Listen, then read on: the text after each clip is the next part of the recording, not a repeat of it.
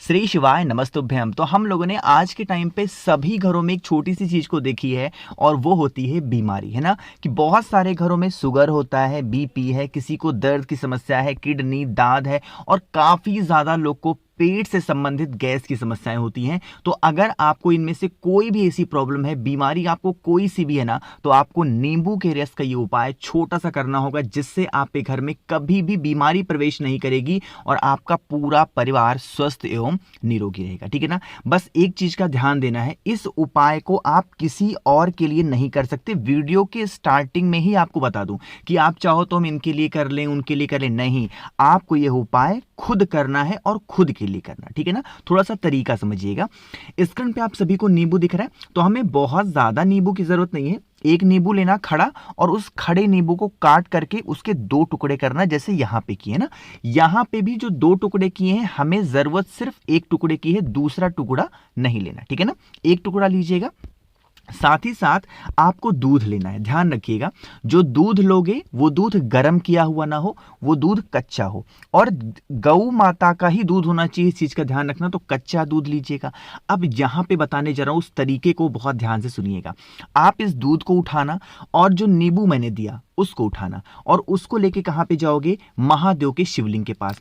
आप चाहो तो इस उपाय को घर पे करो, आप चाहो तो मंदिर में करो, आप चाहो तो रविवार को करो, आप चाहो तो किसी भी दिन कर सकते हो, कोई इशू नहीं है, कोई दिक्कत नहीं। ठीक है ना। सबसे पहले तरीका समझेंगे। जहां पे भी आप, जिस भी शिवलिंग पे महादेव के आप कर रहे हो, सबसे पहले आपको 1 लोटा जल महादेव की शिवलिंग के ऊपर चढ़ाना। सबसे पहला काम क्या करना है? 1 लोटा जल चढ़ाना।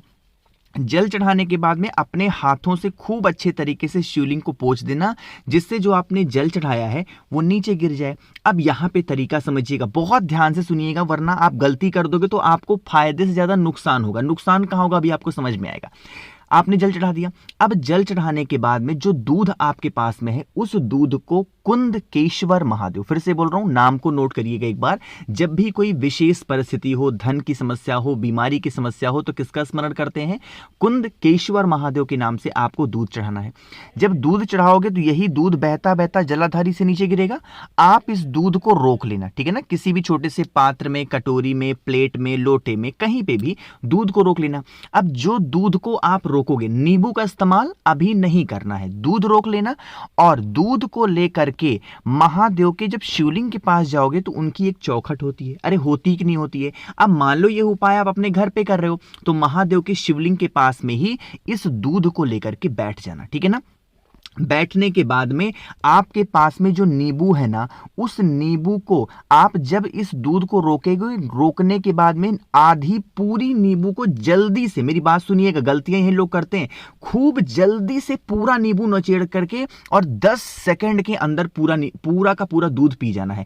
इतना दूध नहीं ले लेना है कि आप पी ना पाओ, इसीलिए आधी कटोरी ले लो, 1 कटोरी दूध ले लो, जिसको आप आसानी से पी सको। मैं बार बार कह रहा हूं, यह उपाय किसी और के लिए नहीं हो सकता है। अगर आप बीमार हो, आपको कोई सी भी समस्या है, आप इस उपाय को कर लोगे तो आपकी जो भी बीमारियां होंगी वो खत्म होंगी। गलतियां कहां करोगे पता है आपको? जब आप दूध को रोकोगे, बहुत आराम से नींबू को निचोड़ोगे, तो जितने आराम से नींबू को जब तक निचोड़ोगे तब तक दूध क्या होगा? फट जाएगा। और जब फटा हुआ दूध पी लोगे तो आपको क्या होगा? नुकसान करेगा, है ना। आपको और बीमारी आएगी। इसीलिए मैं कह रहा हूं, ध्यान से करना है उपाय को, गलतियां मत करना उपाय, लेकिन अगर करना तो ध्यान से करना।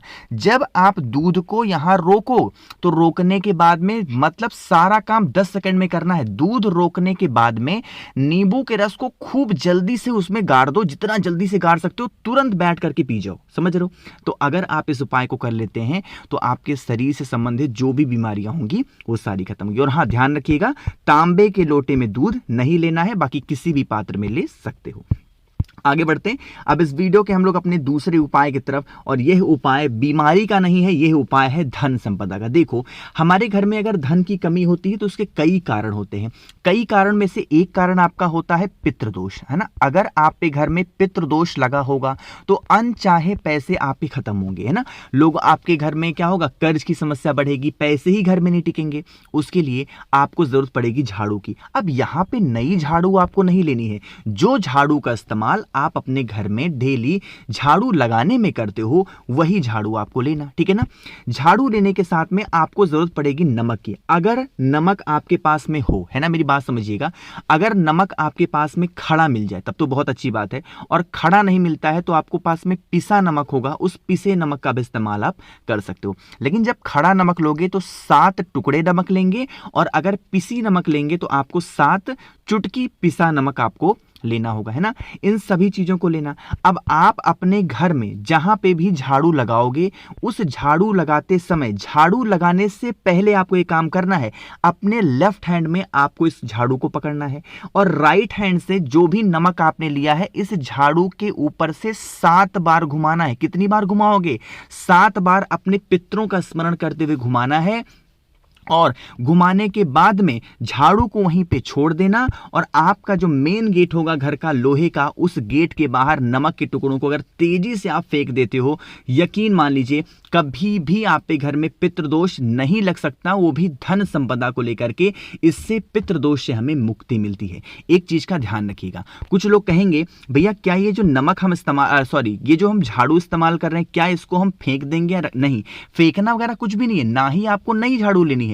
जिस झाड़ू का इस्तेमाल आप रोज झाड़ू लगाने के लिए करते हो, और यह उपाय करो किसी भी दिन, लेकिन करना है सुबह झाड़ू लगाने से पहले। झाड़ू लगाने के बाद उपाय नहीं कर सकते, सुबह ही करना है, लेकिन झाड़ू लगाने से पहले करके देख लीजिएगा, इससे पितृदोष की समस्या आपकी खत्म जरूर हो जाएगी। तो यहां पे हम लोगों ने धन संपदा के इस उपाय की बात की है। आगे बढ़ते हैं इस वीडियो के हम लोग अपने तीसरे उपाय की तरफ, और यह उपाय भी आपके घर की बीमारी को दूर करने के लिए होगा। देखो, यहां पे बीमारी का कोई स्पेसिफिकेशन नहीं है कि यही बीमारी होनी चाहिए, या फिर कोई स्पेसिफिक बीमारी हो कि किडनी का हो, नहीं, कोई भी बीमारी हो कर सकते हो। एक छोटी सी बात बता दूं कि ऑफर अब पूरी तरीके से रुद्राक्ष का खत्म हो गया है, तो अगर आप मुझे अब मैसेज करते हो रुद्राक्ष के लिए तो आपको मैं ऑफर नहीं दे पाऊंगा, इस चीज का ध्यान रखिएगा, ठीक है ना। देखो, अब हम लोग बात करते हैं उपाय की। स्क्रीन पे आप सभी को शमी का पत्ता दिख रहा है, तो इस बीमारी के लिए आपको एक शमी का पत्ता लेना। देखो, बहुत ज्यादा मत लिया करो, कुछ लोग तोड़ लेंगे पूरा रख लेंगे, नहीं, एक शमी का पत्ता लेना है, और साथ ही साथ एक बेल पत्ती लीजिएगा बस, और इसके अलावा आपको कुछ भी लेने की जरूरत नहीं है। अब आपको क्या करना है, नंदी बाबा, आपको किसी भी महादेव के शिवलिंग के पास आप जाओगे, आपको नंदी बाबा के दर्शन जरूर होंगे। अरे होंगे कि नहीं होंगे? तो आपको क्या करना है, नंदी बाबा का जो एक पैर होता है उठा हुआ होता है, अरे पता है ना आपको, तो जो बेलपत्र आपके पास में है, नंदेश्वर महादेव, फिर से बोल रहा हूं, महादेव का नाम नोट करेंगे, नंदेश्वर महादेव के नाम से नंदी बाबा के उठे पैर पर उस एक बेलपत्र को समर्पित करके फिर वही बेलपत्र उठा लेना, तांबे के लोटे में जल को भरना है, और सीधा पहुंचेंगे महादेव के शिवलिंग के पास में। आपके पास में है एक शमी का पत्ता, है ना। देखो, शिवलिंग पे एक स्थान होता है जिसे हम खाली जगह के नाम से जानते हैं। कौन सा स्थान है? ये जो स्थान आपको दिखता है, माता का हस्तकमल, और ये जो स्थान आपको दिखता है, यहां से स्टार्ट होता है माता अशोक सुंदरी का स्थान। इसी के बीच में जो खाली जगह होती है, यही खाली जगह कौन सी होती है? शमी पत्र चढ़ाने का। तो आपके पास में जो शमी पत्र है, जो भी व्यक्ति घर में बीमार है उसका नाम और गोत्र बोल के समर्पित करना, और जो बेलपत्र होगी उस बेलपत्र को माता अशोक सुंदरी के स्थान पे समर्पित करेंगे, मणि भद्र का नाम लेके। किसका स्मरण करोगे? मणि भद्र का नाम लेके, और फिर एक लोटा जल समर्पित करेंगे, ओम नमो सॉरी आपको श्री शिवाय नमस्तुभ्यम का जप करके। अभी कार्तिक का महीना खत्म हुआ ना, तो मतलब मुझे वही ओम नमो भगवते वासुदेवाय याद है, तो आपको श्री शिवाय नमस्तुभ्यम का जप करके जल चढ़ाना है। यही जल बहता हुआ जलाधारी से नीचे गिरेगा, जल को रोकेंगे, बेलपत्र को उठाएंगे, जो भी व्यक्ति घर में बीमार है जल का आचमन कराएंगे उसको, और बेलपत्र को उसको मणिभद्र के नाम से अगर आप खिला देते हैं तो उसकी परसों पुरानी जो भी कोई भी बीमारियां होंगी वो सारी खत्म जरूर होंगी, ठीक है ना। 3 उपाय समझ में आ गए आपको।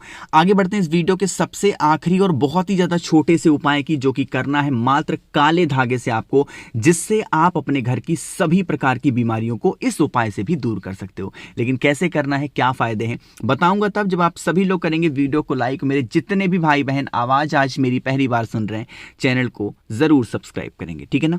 चलो स्टार्ट करते हैं। सबसे पहले यहां पे आप सभी को क्या दिख रहा होगा, ये है काला धागा। तो आपको भी ऐसे ही काला धागा लेना है। और काला धागा कितना लोगे? जो भी व्यक्ति घर में बीमार है उसके सर से लेकर के पैर तक की जो लंबाई होगी उतना बड़ा आपको लेना है काला धागा। इस चीज का ध्यान रखिएगा, ठीक है ना। ले लिया। अब उस काले धागे को आपके घर के आसपास में कोई भी वट वृक्ष हो तो वट वृक्ष पे ले के जाएंगे और उस व्यक्ति का नाम और गोत्र बोल के वटकेश्वर महादेव के नाम से अगर बांध करके चले आते हैं तो जो भी व्यक्ति घर में आपके बीमार पड़ा है उसकी बीमारियां धीरे धीरे करके खत्म जरूर हो जाती हैं। तो बहुत ही छोटा सा इजी सा उपाय था। मैंने काफी उपाय की बात की है जिससे आप अपने घर की जो बीमारियां हैं उनको दूर कर सकते हैं। वीडियो पसंद आई हो तो लाइक करिएगा। कुछ पूछना है, नहीं समझ में आया, नीचे कमेंट सेक्शन में पूछ सकते हैं। और मेरे जितने भी भाई बहन आवाज आज मेरी पहली बार सुन रहे हैं चैनल को जरूर सब्सक्राइब करेंगे। श्री शिवाय नमस्तुभ्यम।